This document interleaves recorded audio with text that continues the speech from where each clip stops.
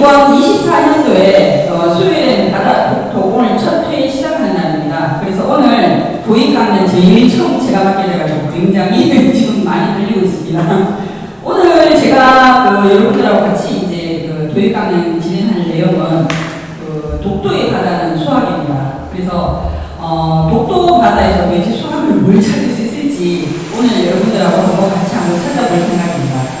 자, 저는 경북대학교에서 지금 수학 강의를 하고 있고요. 그래서 늘 이제 수요일 바다 톡톡이나 이제 다른 특강 같은 데서 수학을 어떻게 하면은 여러분들하고 조금 더 이제 친밀하게 느껴볼까 하는 그런 고민을 많이 하고 있습니다.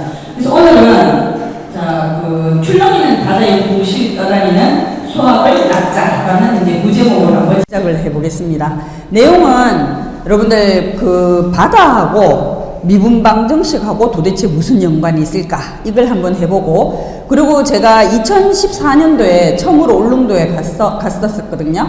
그때 이제 제일 강렬한 기억이 정말 펄떡펄떡 뛰는 여러분들 독도새우 있죠? 독도새우 먹었던 기억이 나서 새우를 종이접기를 한번 만들 수 있지 않을까 하고 생각해서 그거 한번 해보려고 생각하고 있습니다. 자, 그래서 접어서 만드는 독도새우, 요렇게 이제 두 가지 제목으로 여러분들하고 같이 시간 한번 보내보겠습니다. 자, 우선 여러분들 아까 독도 화면이 떠 있었던 것 같은데요. 제가 찾아보니까 독도에 실시간 영상으로 독도 영상을 볼 수가 있어요. 지금 이게 이제 지금 현재 이 시간에 이제 독도 영상입니다. 그래서 울릉도하고 독도하고 영상을 볼 수 있는데, 제가 특히 이제 독도의 동도 쪽을 이제 바라볼 수 있는, 동도하고 서도하고 두 개가 있잖아요. 그래서 동도를 바라볼 수 있는 화면을 한번 띄워봤습니다. 여러분들 여기서 보면 동도 되게 예쁘죠? 그리고 바다 출렁이는 바다 막 이렇게 화면도 보이실 거고, 그리고 저 바다 밑속에는 굉장히 많은 보물이 숨겨져 있을 것 같습니다.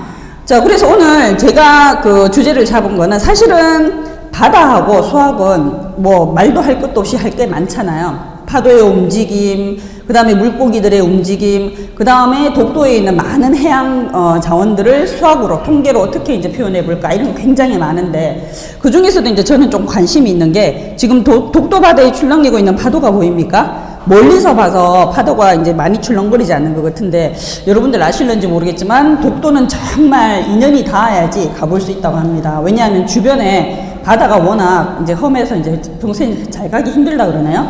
저 정도면 갈 수 있을지 모르겠습니다. 자, 그래서 독도 영상 여러분들하고 같이 한번 봤고요. 여기 계시는 분은 굉장히 스마트해 보이지 않습니까? 여기 UCLA 대학교의 조셉 테란이라고 하시는 수학자이십니다. 그래서 이제 이런 조셉 테란과 같은 이런 수학 팀들이 뭘 했느냐 하면은, 여러분들 밀도하고 부피와 같은 이런 물리적 성질 있잖아요. 그거를 어떻게 하면은 이제 움직임을 예측한 함수를 만들어낼까, 이런 것들을 수학자들이 공부를 합니다. 그 다음에 공학자하고 개발자들이, 물론 이거 가지고 다른 것도 많이 하겠지만은 저 함수식을 가지고 응용을 해서 컴퓨터 애니메이션 같은 거 있잖아요. 그런 데다가 우리가 한번 이제 적용을 해가지고 바다를 혹은 눈을 재밌게 표현하는 것들을 합니다. 자연스럽게 보이는 것들, 그죠? 자, 그래서 여기 갑자기 이제 NPM 기법이라는 게 나와요. 여러분들, 여러분들도 잘 아시겠지만은 애니메이션을 하려면은 굉장히 뭔가 자연스럽게 움직여야 되잖아요. 근데 그 중에서 제일 표현하기 힘든 게 뭘까요? 흐르는 물체들, 불이라든가 물이라든가 눈이라든가 이런 거는 고체이기도 하면서도 그 다음에 흐르는 물체라고 합니다. 그런 것들인데, 그런 것들을 표현하는 방법입니다. 그래서 거기는 입자하고 격자라는 걸 함께 사용을 해야 되는데, 저기 보시면은 빨간 거는 물질의 입자고, 그 다음에 격자에 있는 것들은 좌표를 나타내는 겁니다. 그래서 이제 그 둘 중에 하나만 가지고 우리가 애니메이션을 표현하면은 자연스럽게 표현이 안 돼요. 그래서 이제 NPM 기법이라는 게 뭐냐면은, 우리가 사실 궁금한 거는 눈 입자가 움직이는 게 궁금하잖아요. 빨간 거. 그런데 그걸 어떻게 하느냐 하면은, 특정한 영역에 있는 값들을 같이 모아가지고 같이 움직이도록 해요. 그리고, 그 다음에 이제 격자에다가 내가 가고 싶은 방향하고 크기를 주는 속도 벡터를 줍니다. 그렇게 해서 그 다음에 그 값들에다가 이제 변화량을 줘가지고 그것이 그 주변에 있는 눈 입자에 영향을 미치게 해요. 그래서 결국에는 우린 이런 눈 입자가 혹은 물방울 입자들이 자연스럽게 움직일 수 있도록 하는 그런 기법을 말하는 거거든요. 자, 그러면 지금 제가 보이는 요 화면은 뭐냐면 겨울왕국에 보면 그 굉장히 눈들이 자연스럽게 움직이잖아요. 그 겨울왕국의 눈 시뮬레이션입니다. 요 안에 지금 설명되어 있는 게 아까 제가 설명했던 눈 입자를 표현하기 위해서 입자랑 격자의 관계를 보여주는 건데, 여러분들 그거 이용해서 지금 보면은 눈 입자가 진짜 눈이 떨어지는 것처럼 보이잖아요. 저게 애니메이션 이용해서 만든 거거든요. 벽에다가 눈뭉치를 던졌는데 저렇게 그냥 떨어질 수도 있지만은 사실 눈뭉치 던지면은 벽에 살짝 붙죠. 그래서 그것도 이제 자연스럽게 한번 표현해보고, 그 다음에 눈싸움 하다 보면 눈뭉치가 두 개 뭉칠 수 있잖아요. 그죠? 부딪힐 때도 얼마나 자연스럽게 이제 떨어질 수 있는지 그런 것도 한번 보여보고, 그 다음에 이제 여러분들 그 홋카이도나 그 일본에 그죠? 그런 데가 눈이 많잖아요. 눈을 밀어낼 때도 그 밀어내는 눈들이 이제 자연스럽게 흩어지는 모양. 그 다음 지금 이거는 뭐냐면은 그 사람들이 만들어낸 프로그램에서 그 변수 값들을 이제 줬을 때 눈이 얼마나 자연스럽게 움직이는지를 보여주는 거거든요. 이게 이제 겨울왕국 팀에서 이거를 했어요. 자, 좀 차이 조금씩 나는데 요 위에 값들 있죠. 이제로나 뭐 세타시 이런 값들 있잖아요. 요런 변화량들 갖다 가서 이제 보여주는 겁니다. 그래서 이제 눈이 막 이제 지나가면서 눈이 이제 자연스럽게 옆으로 퍼지는 모양들 있죠. 요런 값들을 변수를 조금씩 바꿀 때마다 이게 얼마나 많이 바뀌느냐 하는 것들을 이제 보여주고 있습니다. 그 다음에 눈으로 만든 왕국에 여러분들 그 겨울왕국 보면은 막 눈으로 만든 막 건물들이 무너지고 하는 장면들 있잖아요. 그런 것들도 이제 얼마나 이제 자연스럽게 눈방울들이 이제 하나씩 이제 잘 흩어지느냐 하는 걸 갖다 보이는 거거든요. 참 잘 만든 거 같죠? 자, 근데 이제 물론 이런 것들도 있고, 자, 조금 제가 빨리 넘어가겠습니다. 그 다음에 이제 요거는 지금 뭐냐면은 그 시뮬레이션을 만들어 보기 위해서 실제로 이제 눈 한번 굴려봤거든요. 눈 굴려봤는 이런 레퍼런스를 이용해 가지고, 자, 이 레퍼런스 이용해서 요거를 이제 이렇게 눈에 내려오는 이런 것도 이제 효과 한번 보려고 만들어 본 거예요. 아까 여러분들 실제로 만든 레퍼런스하고 이 시뮬레이션이랑 별 차이가 없어 보여요. 그죠? 얼마나 자연스럽게 만들었는지. 그 다음에 여러분들 그 화면에 보면은 중간에 남자 주인공 비슷한 사람이 막 땅을 파는 장면도 있고, 눈을 갖다 걸어가는 장면들이 있어요. 그래서 이제 저렇게 이제 한 발 걸을 때마다 옆에 눈들이 막 이렇게 뭉쳐지는 장면 있잖아요. 저것도 자연스럽게 표현되는 거. 이거를 이제 디즈니에서 이걸 이제 보였거든요. 자, 여러분들 갑자기 제가 그 세계 7대 난제, 밀레니엄 프로블렘이라고 불리는 7대 난제에 잠깐 나오는데, 뭐 리만 가설이라든가 P와 그 다음에 MP 문제라든가 포항카레 정리라든가 호지 추측 같은 문제들이 있습니다. 그거 외에도 이제 또 양밀 이론하고 뭐 질량 간극 가설, 그 다음 여러 가지 가설들이 있는데, 그 중에서 오늘 제가 관심 있는 거는 뭐냐면 요거 나비오-스토크 정리라는 게 요게 제가 지금 관심이 있는 내용이에요. 자, 이 세계 7대 난제 중에는 어떤 문제는 풀린 것도 있고 어떤 문제는 안 풀린 것도 있거든요. 그런데 이제 이 나비오-스토크 정리는 아직 증명은 안 됐어요. 그 값을 다 못 구했습니다. 자, 이게 뭔가. 근데 나비오-스토크 정리를 여러분들하고 얘기를 하려면은 제가 여러분들 좀 그 수학 조금 싫어하시는 분들은 미분 적분 굉장히 싫어하실 것 같은데 미분을 조금 얘기를 안 할 수가 없어요. 자, 여러분 요 그림을 보시면은 여기 빨간 그래프하고 녹색 그래프가 있잖아요. 근데 빨간 그래프보다는 녹색 그래프가 X가 움직일 때 Y값이 훨씬 많이 움직였죠.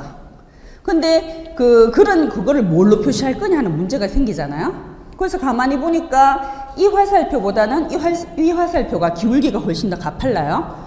그래서 우리가 이 빨간 거하고 녹색이 X값이 움직일 때 얼마나 많이 움직였냐 하는 거는 저런 B로 표시할 수 있겠구나 하는 생각이 들잖아요. 그게 바로 여러분들 여기 나오는 미분입니다.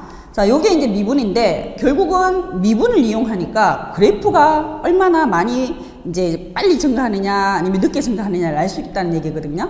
그런데 그것만 되는 게 아니고 한 번 더 미분하는 거를 갖다 우리가 찾아보면은 결국은 이 그래프가 볼록하냐 오목하냐 하는 것도 우리가 구할 수가 있어요. 그런데 여러분들 제가 방금 X값이 움직일 때 Y값이 얼마나 많이 움직이느냐 하는 얘기를 했잖아요. 그런데 그게 만약 그 함수가 내가 어떤 특정 시간에 있는 위치라고 생각을 한다면 그 위치는 여러분들 무엇에 영향을 받을까요? 시간이죠, 시간. 자, 속도가 빠르다 늦다고 얘기하는 거는 결국은 똑같은 시간에 얼마나 많은 거리를 가느냐 하는 문제잖아요. 그래서 결국 미분을 이용해 가지고 내가 위치에 가는 걸 알 수 있다면 그 사람이 얼마나 빨리 움직였느냐, 아니면 그 빨리 움직이는 걸 우리가 속도라고 얘기합니다. 그죠? 근데 그 속도가 또 얼마나 빨리 많이 움직이느냐, 그러니까 가속도라고 얘기합니다. 그래서 위치 함수를 속도, 가속도 이런 데 연결시켜서 얘기를 할 수가 있거든요. 자, 갑자기 눈뭉치 던지고 이제 겨울 왕국 얘기하다가 갑자기 수학이 나왔어요. 자, 이유는 뭐냐면은 나비오-스토크 정리에 대해서 여러분들하고 얘기를 조금 해주고 싶어서 그래요.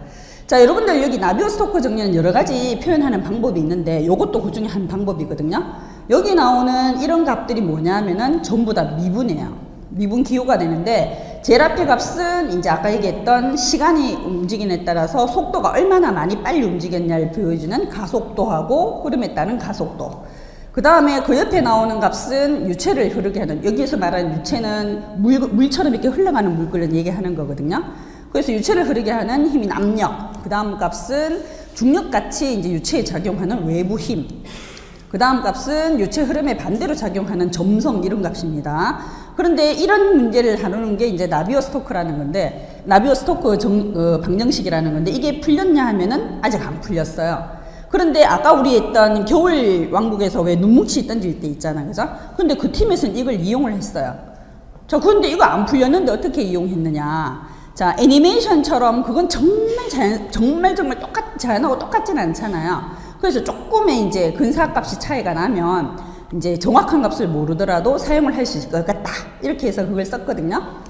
그렇게 해서 나온 게 뭐냐면은, 자, 나비오-스토크 정리가, 나비오라는 사람이 오일러 방정식하고 뉴턴의 운동 방정식을 응용해가지고 처음에 만들었고, 그 다음에 스토크라는 사람이 이걸 이제 정리를 해서 이제 나비오-스토크 정리를 완성을 했어요. 아직 안 풀렸으니까 혹시 관심 있으신 분들 이제 풀어주시면은, 만약에 제가 풀었다 그러면 제가 이은경인데 저는 이름을 붙일 것 같습니다. 은경이의 해법, 아니면 은경이의 방정식, 이렇게 한번 붙여보고 싶은데 아직 발견은 안 됐습니다. 자, 그래서 아까 했던 그걸 이용하면 여러분들 여기 바뀌는 값을 보이시는지 모르겠는데 여기 4.8하고 1.4 있죠? 요거 따라서 달라지는 값들. 그 다음에 또 보면은 이걸 갖다 우리가 크시라고 했습니다. 그죠? 그래, 크시 값에 따라서 이게 모양이 달라지는 것들. 그래서 저런 변수 값이 달라지면은 문이 이제 바뀌는 질감을 갖다가 다르게 표현할 수 있다는 얘기입니다. 좀 어렵죠? 저도 사실은 이거 정확하게 다 풀지는 못합니다. 자, 그 다음에 그렇게 해서 이제 수학자가 만들었는 이 바다 모습을 한번 볼까요? 이게 모아나, 혹시 영화 보셨는지 모르겠는데 모아나가 만드는 저 바다 모습이에요. 저기 보면은 파도 분말이 막 이렇게 터지는 모습 보이죠? 그런 거라든가 아니면은 막 물결이 막 자연스럽게 움직이고 있는 거, 이런 것들이 여러분들 수학하고 아무 상관없는 것처럼 보이지만은 실제로는 제일 바닥에 무엇이 깔려 있냐 하면은 아까 얘기했던 UCL의 교수 팀들이 만들어낸 수학 방정식이 있어요. 자, 여러분들 실시간 독도 영상을 잠깐 다시 한번 보겠습니다. 아까 동도 영상인데요. 모든 바다마다 특성이 좀 다를 것 같아요. 저 모아나라는 그 애니메이션을 만들었을 때 그 바다 나름대로 아마 특징이 있었을 것 같거든요. 근데 독도는 또 독도 바다 나름대로 또 특징이 있죠. 그래서 독도 바다에 나오는, 여러분들 옛날에는 강치가 있었다고 합니다. 50년 전쯤에 이제 울릉도에 살았던 사람한테 얘기를 들어보면은 그때는 독도하고 이쪽에 강치가 많았다고 하는데, 그 강치가 모델이 될 수 있는, 그래서 이제 꽃새우하고 닭새우들이 같이 친구가 될 수 있는 그런 애니메이션 재밌게 만들어서, 아까 모아나 그 바다가 아니고 독도 바다를 표현해서 애니메이션 만들면은 굉장히 재밌을 것 같아요. 이 장면은 제가 14년 전에 갔을 때 처음 이제 닭새우하고 꽃새우를 먹었던 장면인데, 지금 막 꿈틀꿈틀 하는 거 보이시나요? 제가 사진 찍은 거거든요. 동영상 제가 찍었는데 너무 놀래가지고 뒤로 막 넘어갔었어요. 막 저 닭새우하고 꽃새우가 힘이 얼마나 좋은지 펄떡펄떡 뛰어서 막 계속 도망을 다니더라고요. 그래서 저렇게 펄떡펄떡 뛰어다니는 저 꽃새우하고 닭새우, 그 다음에 강치, 이걸 모델로 해가지고 애니메이션 만들면 정말 재밌을 것 같습니다. 자, 그래서 오늘 저는 요거 해가지고, 참, 여러분들 독도새우라는 거 있죠? 아까 제가 꽃새우하고 닭새우를 얘기를 했었는데, 독도새우는 지금 여기서 보는 도화새우라고 보이는 꽃새우랑 그 다음에 닭새우, 그 다음 저 앞에 나오는 저 새우까지 합쳐서 우리가 독도새우라고 부른다고 해요. 제가 2014년도에 울릉도 갔을 때는 그렇게 어마어마하게 비싸진 않았거든요. 그런데 한 몇 년 전에 한번 다시 가니까 독도새우가 굉장히 비싸졌더라고요. 저 때는 그 2014년도에 갔을 때는 별로 비싼지도 모르고 막 이제 막 먹었던 것 같은데, 여러분들도 혹시 그 울릉도 가실 기회 있으면은 저렇게 펄떡펄떡 뛰는 독도새우 한번 드셔보시면 좋을 것 같아요. 그러면 오늘 사실 그래서 제가 저 독도새우 이제 바로 만나지는 못하는데 먹어보진 못하더라도 한번 접어볼까 싶어서 종이로 새우 접는 방법을 갖다 좀 배워왔거든요. 그래서 여러분들 그 지금 색종이 있는 거, 자 새우 색깔하고 제일 비슷한 거 한번 골라보셔가지고 새우 한번 같이 접어보면 좋을 것 같아요. 안 그래도 평소에도 이제 수학 미분방정식 이러면은 좀 어렵게 생각하시는 분들 많으신 것 같은데, 여러분들 미분방정식이 실제로는 굉장히 많이 쓰인다는 거 여러분들 좀 알아주시고요. 수학도 그리고 독도도 여러분들 좀 더 관심 가져주시면 감사하겠습니다. 오늘 도익 강연은 이렇게 해서 마치겠습니다. 감사합니다.